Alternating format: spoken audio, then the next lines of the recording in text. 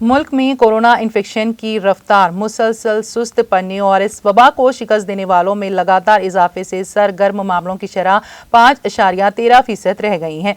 वहीं रिकवरी की शरह बढ़कर 93.67% हो गई है। इस दौरान सनीचर को 33,53,539 अफराद को कोरोना से बचाव के टीके लगाए गए। मुल्क में अब तक 23,13,22,417 अफराद को टीके लगाए जा चुके हैं। बखिया की सूबे वजारत सेहत की तरफ से जारी एदाद-ओ-शुमार के मुताबिक पिछले 24 घंटों के दौरान 60,44,011 नए केसेस की आमद के साथ मुतासिर अफराद की तादाद 2,88,09,339 हो गई है।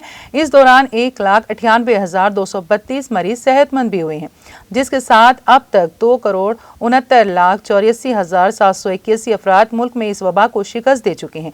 फाल मामला 77,449 से कम होकर 14,77,779 हो गए हैं और उनकी शरह 5.13% पर आ गई है। गुज़िश्ता 24 घंटों के दौरान 2,677 मरीज अपनी जानों से हाथ धो बैठे हैं और इस बीमारी की वजह से मरने वालों की कुल तादाद 3,46,759 हो गई है, जिसकी वजह से अमवात की शरह जुज़वी इजाफे के साथ 1.20% हो गई है।